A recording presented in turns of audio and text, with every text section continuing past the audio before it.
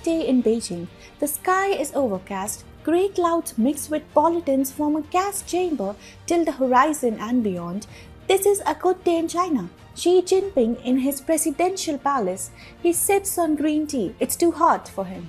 He orders the killing of his chef. It's a completely normal, happy day in China. In walks a contingent of PLA generals. No, it isn't a coup against Jinping just yet. They are here to break some bad news to the CCP General Secretary. One general musters the courage to walk up to Xi while the others snuggle with each other in fear. The general says, "Sir, we have exposed."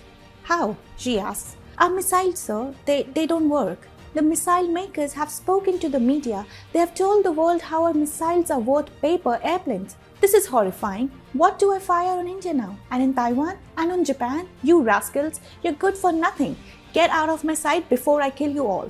Hi and welcome. This is TFI Global, the foreign affairs and geopolitical analysis arm of the TFI Media Group.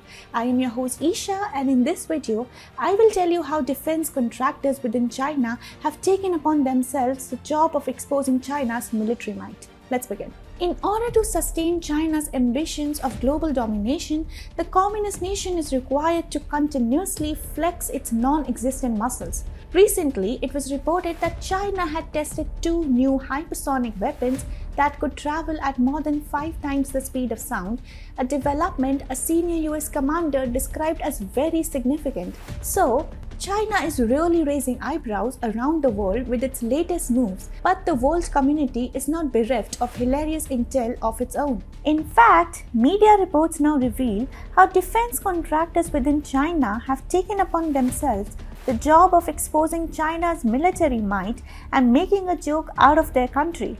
China's missile might have been exposed on umpteen occasions. However, what has happened now is truly hilarious. The CCP tried to show the world how Chinese missiles would be undergoing an increased number of tests. However, those making these missiles protested vehemently. So, the CCP junked its extravagant plan and settled for a modest one. Here's what has happened.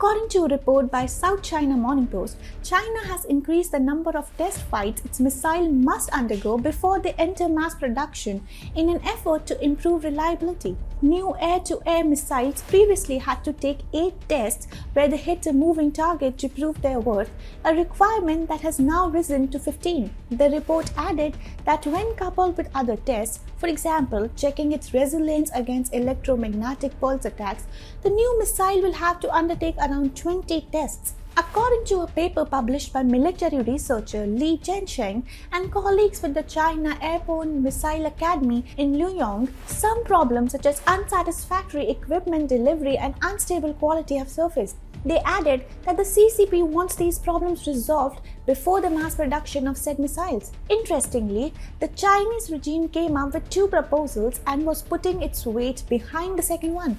One required a new missile to be fired 15 times without any failure, the other 27 times with no more than 1 failure to ensure a success rate of more than 90%. Here's where the fun begins. The CCP wanted to test missiles 27 times before mass production, but those manufacturing these missiles, knowing very well what their products were really capable of, began protesting against the Chinese military moves. According to SCMP, the military's proposals prompted protests from defense contractors who argued new missile changes of passing these tests would be less than 20%. In face of such protests, the Chinese military decided to settle for a compromise. Now a deal has been reached between the CCP and missile manufacturers, according to which the contractor produces 50 missiles, from which the military randomly picks 15 for testing. The new weapon gets the green light for deployment if no more than 2 miss the target. Therefore, China's military missile program has been exposed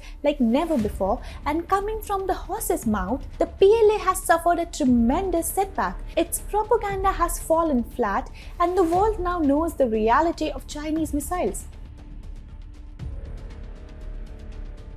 Around the time the CCP was celebrating its centenary anniversary, reports began circulating that China was building 100 new intercontinental ballistic missile silos in the desert near Yumen in the country's northwest, implying a massive expansion of its nuclear capabilities. But in reality, it seems that they were never missile silos anyway, but are wind turbines. So the missile silo story was all part of China's propaganda, blitzkrieg, and shell game strategy.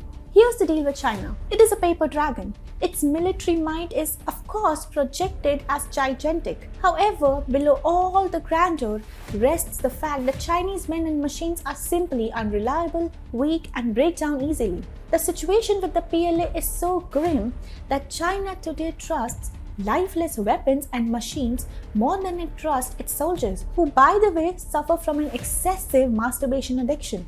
Such wimp-like soldiers have the least interest in dying for the CCP. Therefore, even in the combat field, Chinese soldiers prefer the easier way out, and it usually involves surrounding to the enemy force. Such behavior is directly attributable to the extremely low morale of Chinese troops. So, it makes sense for China to go ballistic with its missile program. The CCP needs to compensate for its soldiers' lack of courage on some front, and it seems to have settled for the missile front to do the same. What it does not realize is that the world is laughing at it after missile manufacturers took upon themselves the task of exposing their product's might.